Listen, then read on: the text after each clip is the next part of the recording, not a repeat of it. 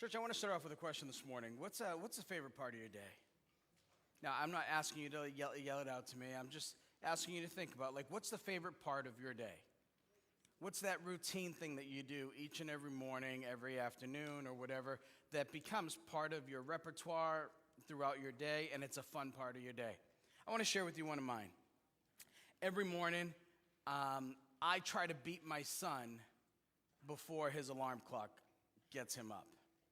And sometimes I'll jump on him, give him a bear hug. Before I brush my teeth, I breathe on him and stuff like that. I look for every excuse to harass my son before the day starts. Do you know why?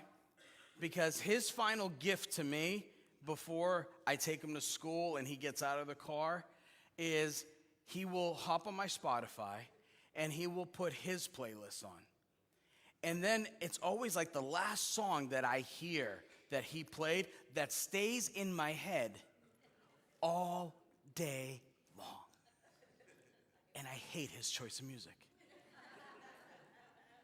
So this 11-year-old kid owns me for the rest of the day. So throughout my day, all I'm thinking about is that stupid song that my son embedded in my head for the rest of the day. But I'm also thinking about my son throughout the day. I had a similar experience this past week that really didn't have to do with my son Joshua. I had an experience this past week where last Sunday, a person affectionately known as Miss K, you might know her, came up to me and she says, Pastor, I'm really grateful for the message that you shared, but can I just, it's almost like it's a timely message because you look around at the world today and it almost just seems like the love is gone. And then she just kept saying, just where's the love, Pastor? And the voice that only Miss K could say it, and you know what I'm talking about, right? She's like, Pastor, just where's the love, right? That was my best Miss K impersonation, right? And then it didn't stop there. We got together on Tuesday night to pray for the nation. And she kept reiterating that sound, that phrase, where's the love? That stayed with me. That stayed with me. Now, ready? Miss K pulled a Joshua. Miss K pulled a Joshua on me because you know what I started thinking about throughout this whole week? The Black Eyed Peas. Now, if you're under 20 and over 40, you probably have no idea what I'm talking about. I'm not talking about Southern cooking. The Black Eyed Peas, I don't even know if they still do music, but they came up with a song called Where Is the Love? And I don't know if you ever knew this, but I always wanted to be a rapper and a hip-hop artist in my younger years. So I'm going to sing. No, I'm just kidding. I do want to read to you, though, the lyrics, and I'm going to do it in my most collegiate voice just to have some fun with it. But I want you to listen to the lyrics of these songs, all right? Check this out. What's wrong with the world, mama? People live like they ain't got no mamas. I think the whole world's addicted to the drama, only attracted to the things that'll bring you trauma. But if you only have love for your own race, then you only leave space to discriminate. And to discriminate only generates hate. And when you hate, then you're bound to get irate. People killing, people dying, children hurt. Can you hear them crying? Can you practice what you preach, or would you turn the other cheek? Father, Father, Father, help us. Send some guidance from above, because people got me questioning, where's the love?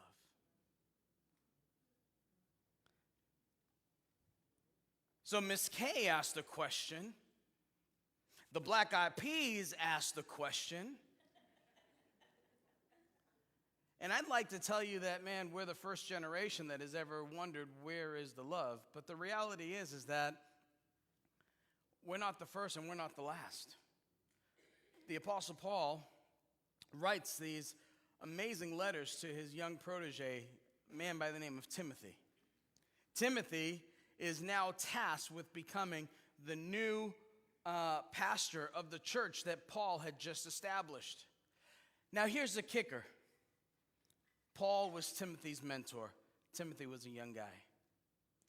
And Timothy is struggling. Timothy is having a really hard time navigating the challenges of leading people. Can you imagine that? That people are hard to lead.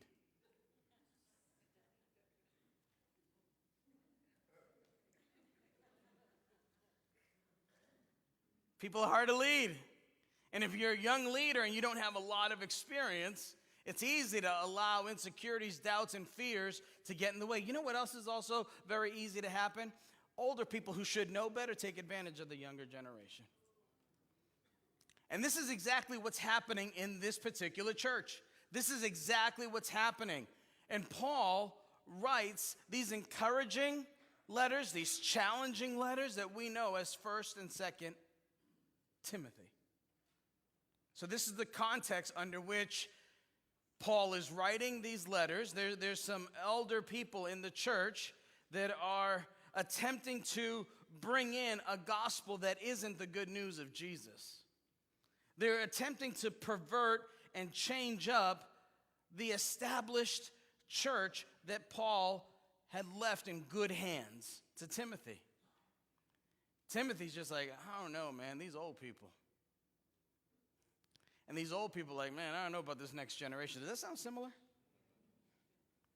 And Paul is offering a letter of exhortation and a challenge to Timothy here in 1st and 2nd Timothy. But I want to reiterate again that this letter that Paul is writing to Timothy, is it to unbelievers?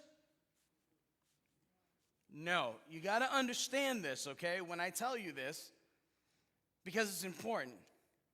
This letter that Paul is writing to Timothy is not for the people that are living their lives outside of a walk or an understanding of who Jesus is. Paul is writing this letter to Timothy and to the church. So Paul is writing to Timothy and the church then, and it's the same applies for the church today.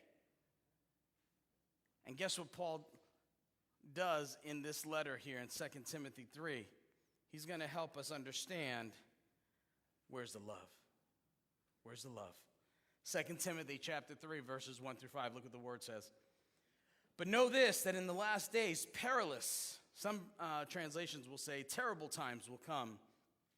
For men will be lovers of themselves, lovers of money, boasters, proud, blasphemers, disobedient to parents, unthankful, unholy, unloving, unforgiving, slanderers without self-control, brutal despisers of God, traitors, headstrong, haughty, lovers of pleasure rather than lovers of God, having a form of godliness, but denying its power.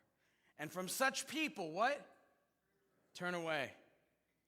So there's no doubt that these characteristics started to appear in Paul's day, and now they've increased in intensity during Timothy's leadership time of the church. In our day, and it isn't simply that we have more people in the world today or better news coverage, and that's why that similar tenor is found today.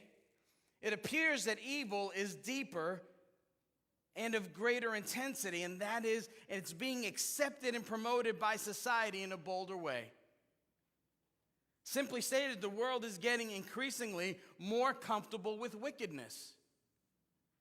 You know, I don't know, I grew up in a generation where, parents used to use shame as an advantage, right? So, in our house, man, we got shamed to death, right? We don't do that in our house. I'm like, well, everybody else does it. Right?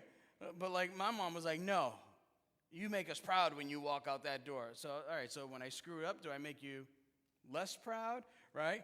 That was sort of like the way we were raised, right? I don't regret how I was raised, by the way. Okay? I think we've taken shame to a whole nother level where it's so unhealthy.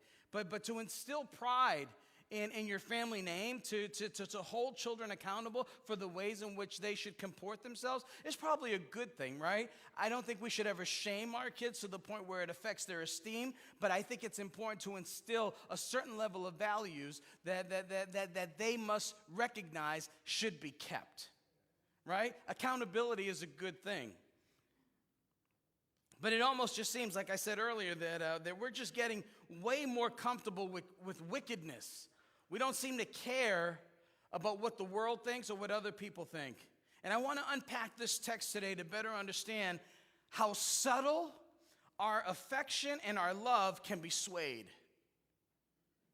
How subtle our affection and our love can be swayed. But we got to first understand this, that in the last days, perilous times will come. Now, let's not skip over that first line, because there's a lot there. In the last days, you read those words, last days, all throughout the New Testament, a whole lot. And how many of you have ever taken the time to really research and understand, well, what does that mean, the last days? Like, I grew up hearing that phrase when I was a child, right? And they're like, oh, we're living in the end times, in the last days. And I'm like, man, well, I'm almost 50 years old. I'm like, when will the end times, last days come to an end, right? So and when I was younger, I was like, if we're living in the last days, I got to get in as much sin as I can. That was my repertoire, right? That was my way of thinking. This is all pre-Christ Pastor Mark days, okay? So I wanted to get out all the ugly first, right? But I was so flawed. I wish I really understood that we get all the Jesus first to get out all the ugly. Right? You get Jesus first to get the ugly out. I got the ugly out. I attempted to live all the sinfulness that I could. And then I was like, okay, now I'm ready to give my life to Jesus. So backwards. So backwards. If only I had someone who would have shamed me. Right? If only I had learned what I know now. We got to understand what this phrase, the last days, really means. And I put it in your notes there, that these last days are now. These last days are now. The last days that the Bible references are to the days following Jesus' earthly ministry. So any period from the time of Jesus' ministry and the conclusion of his earthly ministry until present day, until he returns in glory, is considered the end times, last days, okay, that the scriptures reference. And if you want a biblical citation for it, look in Hebrews chapter 1, verses 1 through 2. Look what it says. God, who at various times and in various ways spoke in time past to the fathers by the prophets. This is a reference to the Old Testament, right? Has in these last days spoken to us by his Son, whom he has appointed heir of all things, and through whom all also he made the worlds. So we're living in the last days because the last days are the days following Jesus' earthly ministry, and they're called last days because in them God is completing his plans and his purposes for his people. Because, and let me just add this, the fact that our God has delayed in coming back a second time is good news for you, for me, and for all of the people that we love. And God's time isn't ours. But man, it's the first thing that a lot of unbelievers will ask you. Man, that book's over 2,000 years old. It's been talked about for hundreds and hundreds of years in the New Testament, and this thousands of years in the New Testament, and Jesus still ain't come back. What do you have to say about that, preacher? What do you have to say about that, Christian? Well, 2 Peter answers that question for us. 2 Peter chapter 3, verses 3 through 4 says this, knowing this first, that scoffers will come in the what? In the last days, walking according to their own lusts and saying, where is the promise of his coming? For since the Father fell asleep, all things continue as they were from the beginning of creation. Now I want you to scroll down to verse 9. The Lord is not slack concerning his promises, as some count slackness, but he is long-suffering towards us, not willing that any should perish, but that all should come to repentance. So the reason why Jesus hasn't come back yet is because he's merciful.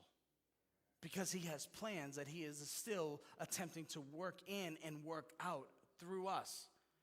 And it's for you, and it's for me, and it's for our loved ones that don't know him. And I love these passages because it answers the question very clearly. But many today are asking the same question that people in Paul and Timothy's day were asking.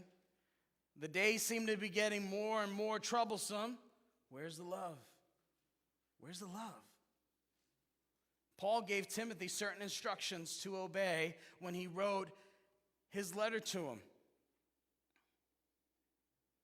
In order to be effective in ministry, Timothy, you got to understand this, that in the last days, these things are going to happen. These are the personality and the characteristics of certain people that are going to rise up in and around you. And the last thing that Paul states in 2 Timothy 3 and verse 5 is you got to stay away from these people. You got to turn away from them because they're actually forms of rebellious people masquerading around wearing religious costumes.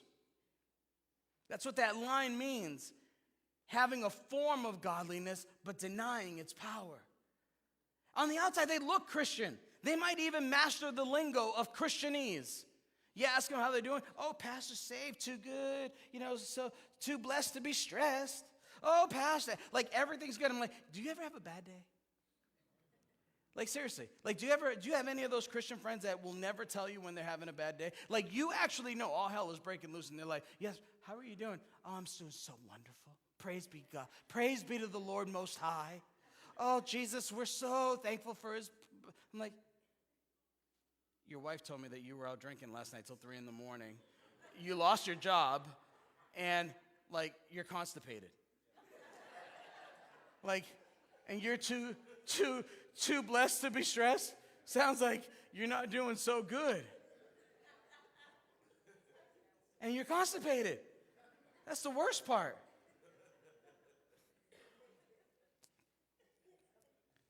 We get people around us, don't we, church? You get people around you that aren't true. They're not true. They put on a veneer. They put on a facade. They put on a face when they're in the church, and then they act a different way outside the church. They want to know, how can we pray for you, brother? How can we pray for you, sister? Why? So that they can put out your business to other people. They have a form of godliness, but they deny its power. And Paul tells Timothy, stay far away from them. Turn away from individuals like that. Turn away from falsehoods. Now, I want you to hear me, church. A faithful believer of Jesus Christ should have nothing to do with the people described in this section. It's even of greater significance to note that these people operate under this false appearance of being religious. And the danger associated with people such as this is that they sound, look, and they seem religious, but in actuality, they're more rebellious than they are genuine. And Paul goes on to warn us of the characteristics of these types of individuals. It's a lofty list, ain't it? I couldn't believe how lengthy the list was. Samaris and I were sitting down Saturday morning, and I said, babe, I'm going to read this off to you. I said, count them out to me. How many characteristic traits Paul is listing out here to Timothy? 18. 18, to be exact. But yet, I don't know if you picked up on it, as he's listing off these 18 characteristics, there's an emphasis on love. So when we ask ourselves the question, where is the love? Those of us who know the love of God can easily answer that God is love. And the moment we become true followers of Jesus, the Holy Spirit of God resides in us, and we should be carriers of God's love. We should be ambassadors of God's love. We should be God's representatives, and people should know us by our love. And maybe the question for today isn't where is the love, so much as where have we placed our focus? Where have we placed our focus where others may not see God in the world around us or even in us at times? You see, we should be asking ourselves that question. Why are people asking that question? Where is the love? And Paul expertly shows us where the love is gone. Instead of following Jesus' instructions in John chapter 13, verses 34 through 35, look what it says. This is Jesus, a new command I give you. Love one another as I have loved you. So you must love one another. And by this, all men will know that you are my disciples. If you what? Love. Can Jesus say it any more clear? Can he use the word love any more in a verse? Instead of loving God and loving others the way God has loved us, it appears as though the world has a different focus. And this focus can even creep into the church if it isn't identified and confronted. When there's an absence of love, we tend to find that the focus of our love shifts. And then we develop a tendency. And the tendency is this: we begin loving the wrong things.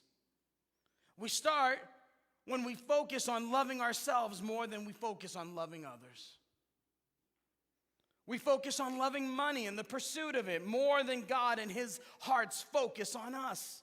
We focus on loving our own pleasures more than being lovers of God.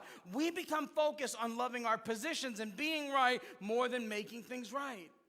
And these are just a few of the places that our focus turns to when our focus is off of God. Are you catching that, church? So instead of loving God with our whole heart, mind, body, and strength, love goes from becoming an expression of our deepest affection for God and everything that he's created to simply loving everything about ourselves and everything that we've created. The focus goes from loving others to just simply loving yourself. Do you? Self-love. These are phrases that you hear in the world today, aren't they? And they sound nice, don't they? But they're anti-biblical. Because if you could improve yourself, you would have already done it.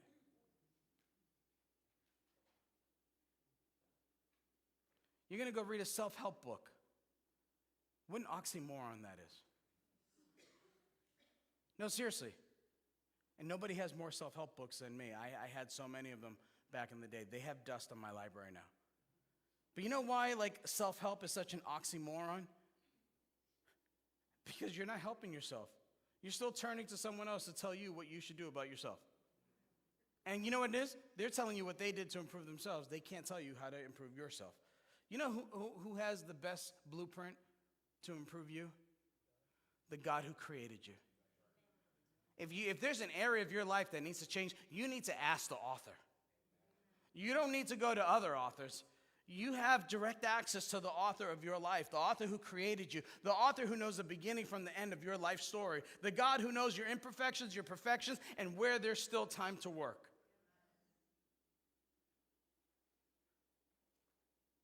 Listen, I read a paragraph this week about this particular passage that blew me away.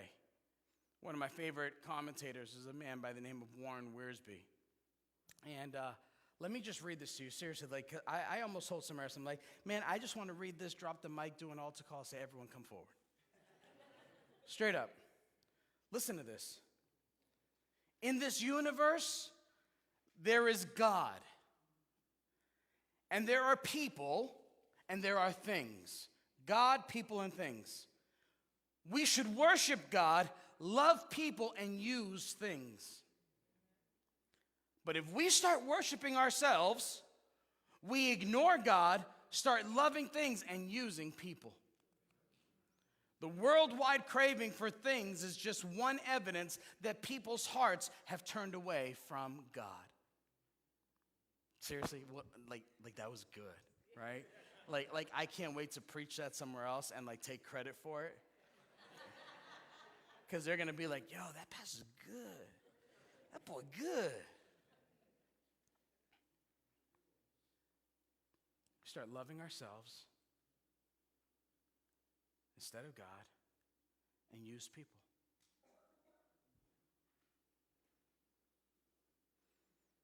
Friends, I want to remind you all that Paul's words are to believers in the church. Paul isn't talking about all the non-Christians that live in Haverhill, Amesbury, Lawrence, Salem, New Hampshire, all parts of the Merrimack Valley. Paul's talking to all the riffraff of Riverside Church from the pastor on down. And he lists these 18 attributes, and I'll call them love distractions. And these distractions are really awesome at creating self-absorption and conceit.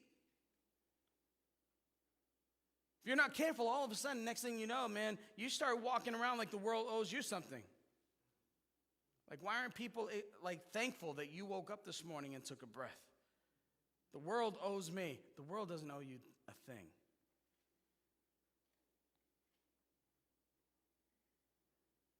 Can I be honest with you?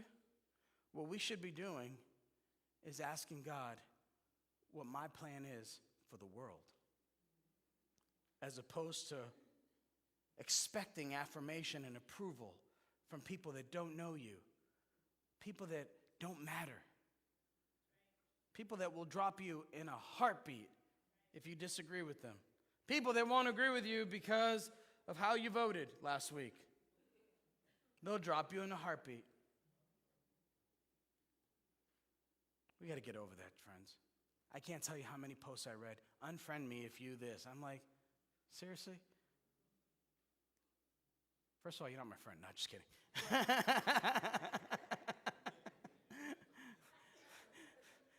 Come on. We gotta respect everyone's opinion. We don't have to like it, and we don't have to agree with it. But one of the things about social media is that it's designed to be social.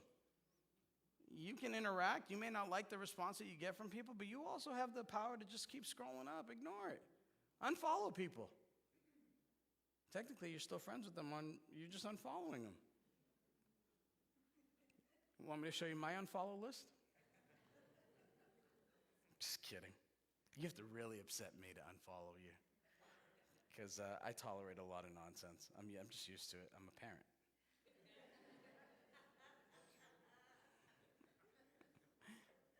Let's go over that list again.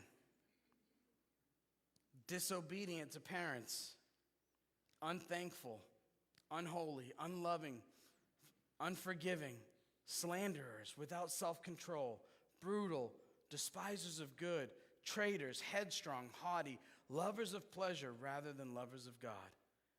Man, as you look around the world today, do we see people loving God and loving people radically? Or do we see more people walking around with an unthankful attitude, unloving and unforgiving people that are given to slanderous talk? You look around and you just see no shortage of people that are lacking self-control, haters of good and everything that God considers holy, prideful people, people committed to living for today's pleasure, not thinking about earthly consequences, much less the significance of their choices and the heavenly consequences that await. The world's in shambles. Not only is it lawless, but it's loveless. And this is why. What the world needs is a fresh reintroduction to Jesus. And what the church needs is a fresh reintroduction to the Great Commission and the Great Commandment. The Great Commission is this in Matthew 28, verses 18 through 20.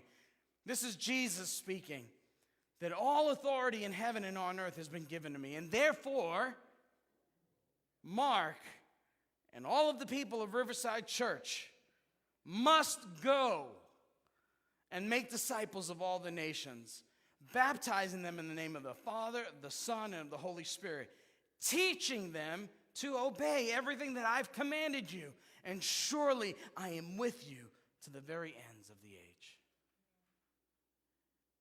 We got to go. We got to make.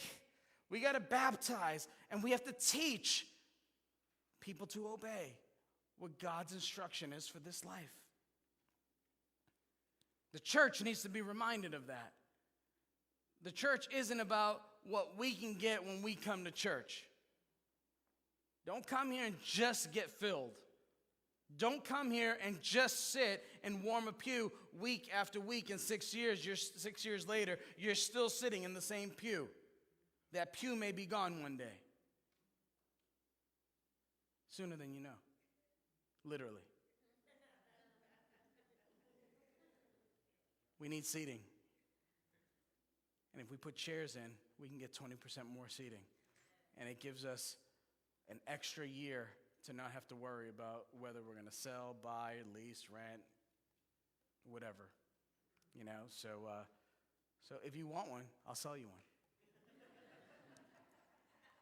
I'll give you the Puerto Rican wholesale price. We'll even unscrew it for you. Second thing the church needs to be reminded of, friends, is the greatest commandment. In Matthew 22, verses 35 through 40, I love this. This is Jesus' response to the religious leaders of his time. Man, they had been trying to just get Jesus to say something foolish, to contradict himself in some way, to go against what the law of Moses had been established. They're trying to get him to say something blasphemous so that they could arrest him.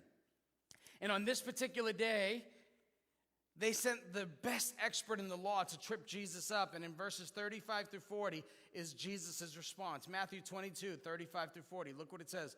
One of them, an expert in the law, tested him with this question. Teacher, which is the greatest commandment in the law? And Jesus replied, love the Lord your God with all your heart and with all your soul and with all your mind. This is the first and the greatest commandment. And the second is like it. Love your neighbor as yourself. For all of the law of the prophets hang on these two commandments. Worship team, you can make your way forward. So today's question isn't where is the love? I know you liked my rendition of Black Eyed Peas, but that is not the question for today. Today's question is, what are you doing with the greatest love that has ever been given to you and to me? That's really the question for today. Have you lost your focus and possibly need some time to ask God for forgiveness? Well, I want you to know that Jesus' arms are waiting wide open. You know, this past week, Samaris and I, we bought our oldest daughter her first car, a Honda Pilot. Just kidding.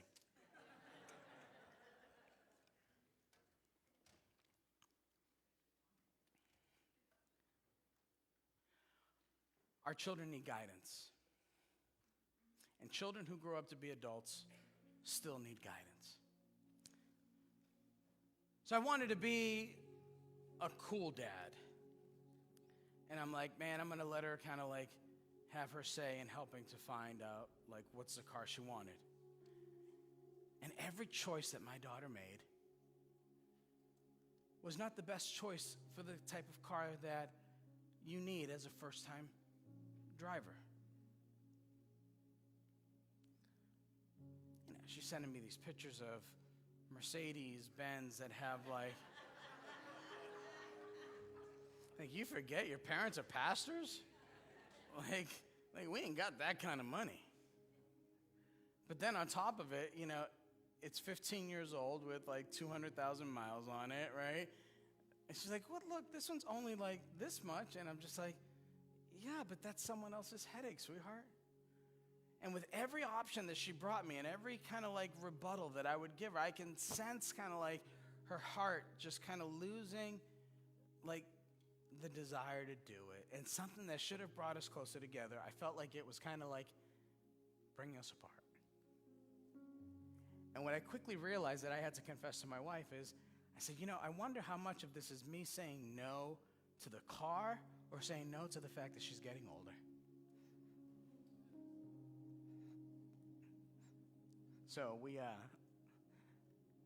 made our way over to Commonwealth in Lawrence. A friend of ours is a car salesperson there, and there were a couple cars on the lot that looked really good. And I'm telling you, it was an emotional experience for me as a father.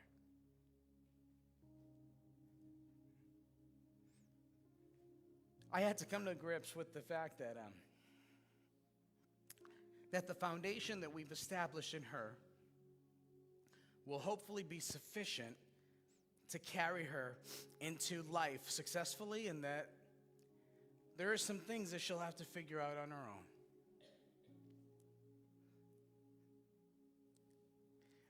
And don't you just love it when God shows up in the most places where you just wouldn't expect him to show up? He showed up at a Commonwealth Motors sales floor. Our sales guy, Adolfo, awesome guy.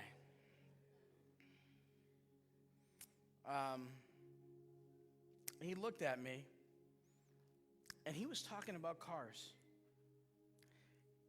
He gave us two options. And he goes, Pastor, I'm going to be honest with you. He goes, I'd be okay with my daughter, if it were my daughter, driving any one of these two vehicles. And he gave us the pros and cons of both those cars. And I'm listening to him, and I'm agreeing with everything he says. I took pictures. I looked at all the Carfax information. I'm sending it off to my brother Rick, who I trust him with cars. I'm like, yo, what do you think? And he's like, bro, go with the RAV4. And I'm like, yeah, that's what Adolfo said too. I'm sending it to another friend of mine who sold cars forever. And I'm like, yo, what do you think? And he goes, go with the RAV4. And I'm like, yeah. What's the car that my daughter wanted? She wanted the other one that was a Honda. I said, Satan? No, just kidding.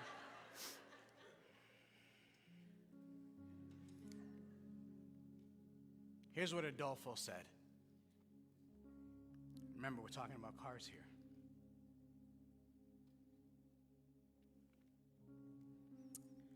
He says, Pastor, every car has its own issues. Some go out of alignment, and when hers does, bring the car in. He was trying to sell us an extended service plan, right?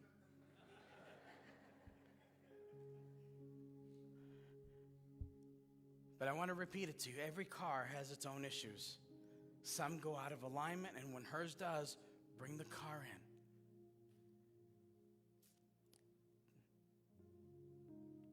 Today, I want you to know that Adolfo's words were so true about cars, but also about life.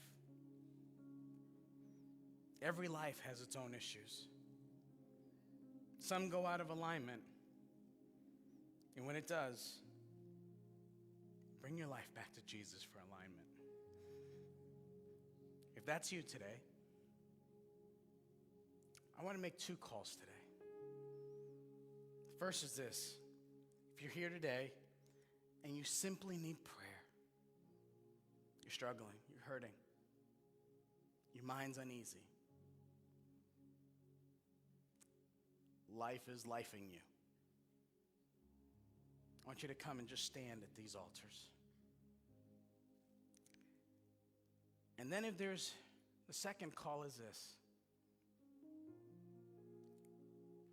If you need the great mechanic to do some work in your life here today, if there's something you need to confess that only between you and him, if there's a conversation that has been long delayed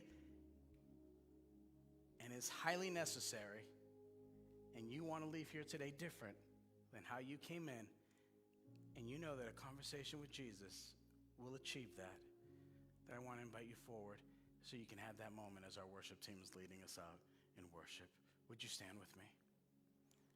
These altars are open.